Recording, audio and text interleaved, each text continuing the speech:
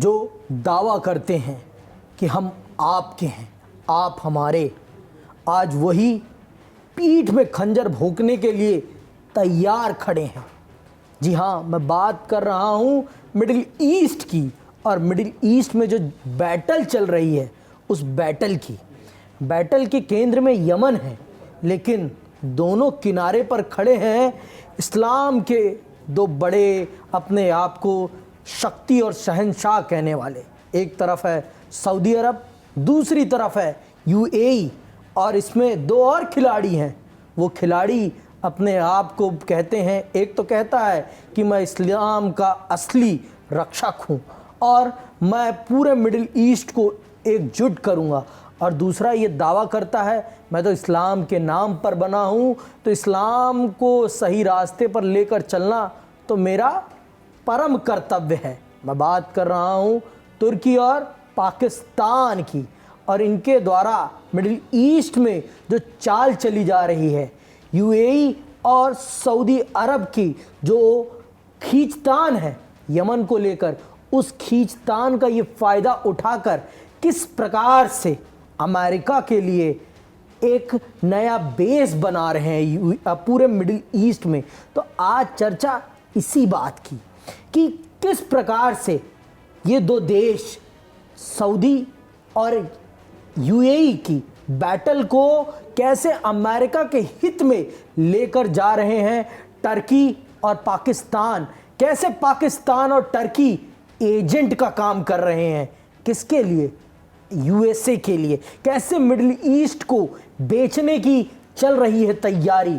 तो सर आदर्श जी, मेरा सबसे बड़ा प्रश्न तो यही रहेगा कि ये जो मैंने जैसे कहा कि टर्की जो अपने आप को शहंशाह कहता है, खलीफा कहता है इस्लाम का, और पाकिस्तान हमारा पड़ोसी कहने के लिए इस्लाम के नाम पर बना, और मुझे नहीं लगता कि वहाँ इस्लाम की भी उतनी सही ढंग से वो अपने इस्लाम के पथ पर भी सही से चल रहे हैं, क्योंकि इस्लाम के पथ पे चलते तो इतने क्या कहते हैं झूठे मक्कार नहीं होते। तो आप मुझे बताइए कि क्या सच में ये इस्लामिक रास्ता है कि किसी का पिछलग्गू बनना और एजेंट बनना?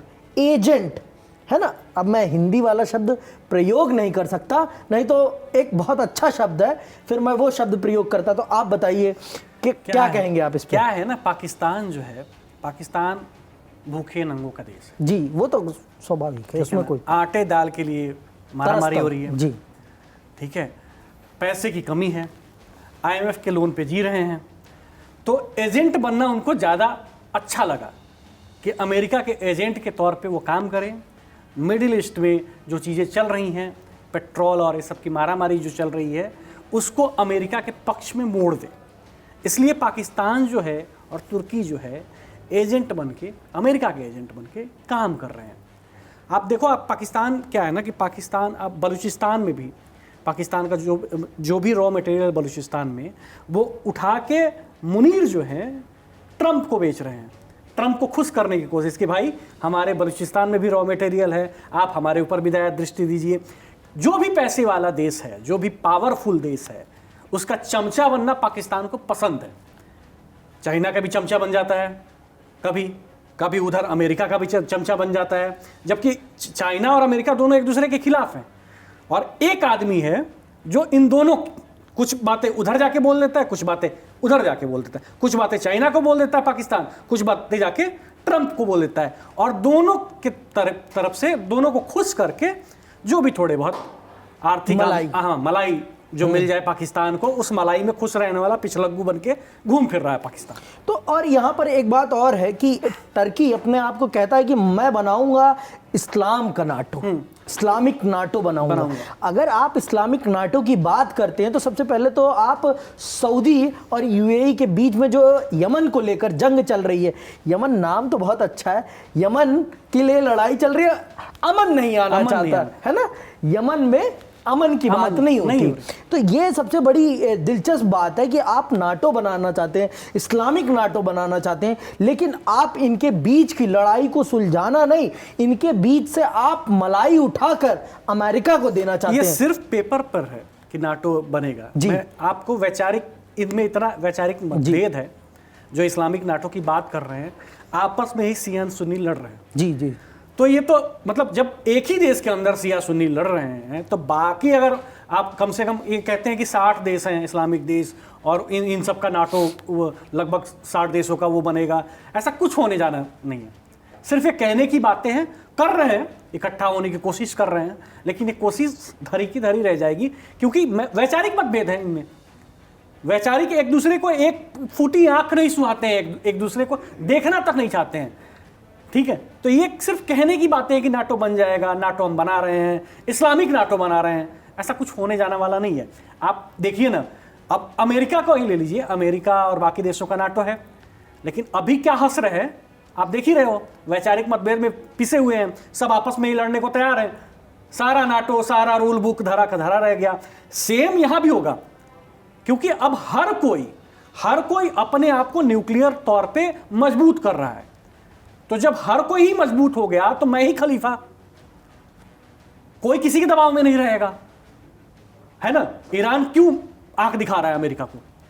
अमेरिका क्यों ईरान को आंख दिखा रहा है? क्योंकि दोनों न्यूक्लियर पावर है और दोनों को पता है कि अगर कुछ हुआ तो एक दूसरे पे हम न्यूक्लियर चला देंगे।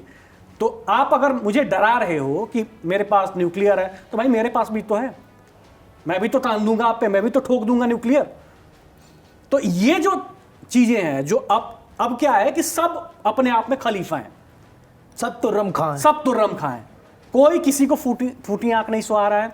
सब चाह रहे हैं, जैसे कि ट्रंप सोच रहे हैं कि अमेरिका फर्स्ट, अमेरिकन फर्स्ट, उसी तरह से ईरान भी सोच रहा है कि खामनेई फर्स्ट, खामनेई के लोग फर्स्ट, ईरान के लोग फर्स्ट, वहां के सऊदी फर्स्ट, बाकी यमन फर्स्ट, हर कोई पाकिस्तान ये सोच रहा है कि मैं फर्स्ट, मैं उधर भी पिछलग्गू बन जाऊंगा, इधर भी पिछलग्गू बन जाऊंगा, उसमें मेरा फायदा, मेरा हित है। लड़ाई करने की कोई नहीं सोच रहा क्योंकि सब लोग न्यूक्लियर पावर हैं।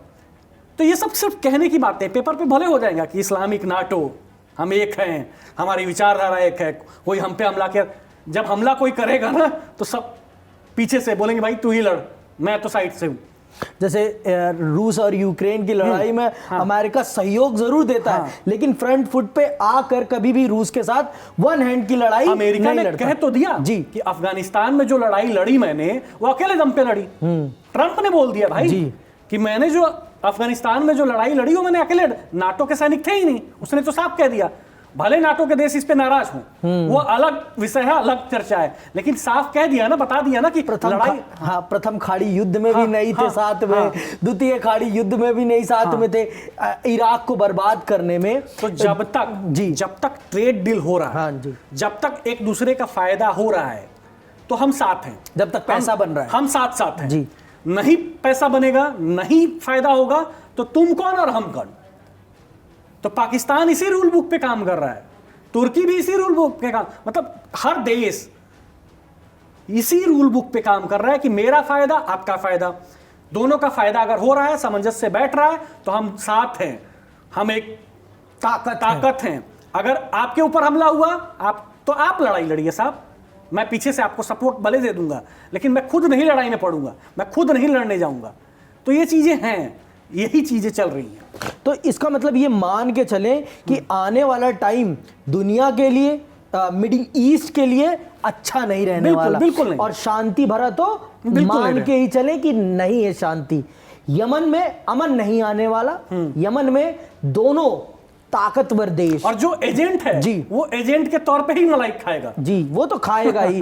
और पाकिस्तान की जो ये नियत है मलाई खाने की, अपने आप को एक ऐसा देश पोर्ट्रे करने की कि हम इस्लाम को लेकर चलने वाले देश है, वास्तविक तौर पे जो इस्लाम को लेकर चलने वाले देश हैं उनमें मुझे नहीं लगता कि इतनी लड़ाई होती है। और वहाँ गरीबी, गुर्बत, मैं उर्दू का शब्द यूज कर रहा हूँ, गुर्बत नहीं है वहां पर प्रॉस्पेरिटी है, समृद्धि है।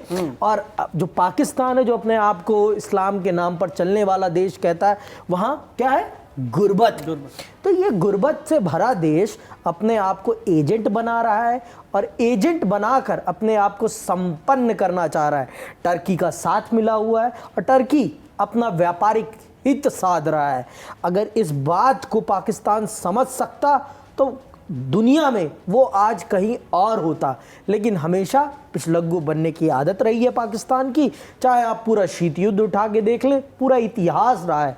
जिस दिन से पाकिस्तान का निर्माण हुआ है और जिसने पाकिस्तान का निर्माण कराया है वो भी किसी का पिछलग्गू था और बाद में उसने पिछलग्गूपन छोड़ दिया, वो बात अलग है। और अपने आप को राष्ट्रनायक बनने के ख्वाब ने उसे एक ऐसे देश का राष्ट्रनायक बनाया जो आज देश बनने के लायक नहीं रह गया। और जहाँ तक बात है मिडिल ईस्ट की, मिडिल ईस्ट बर्बाद हो रहा है, मिडिल ईस्ट जल रहा है और उसमें तेल डालने का काम, तेल वाले कुएं तो हैं और उसमें और तेल डालने का काम कर रहे हैं ये दो इस्लामिक देश। तो अब देखते हैं आगे क्या होता है। हमारी नज़र बनी हुई है, हम आपको अप टू डेट करते रहेंगे। तो इसके लिए आप जुड़े हमारे प्लेटफॉर्म कड़क से और हमारे शो वर्ल्ड वॉरियर से, देखें और अपनी सलाह मशवरा ज़रूर दें हमें कमेंट बॉक्स में। आपकी जो भी राय है हम उसे सुनने के लिए तैयार हैं। इसी के साथ मैं विदा लेता हूँ। जय हिंद, जय भारत।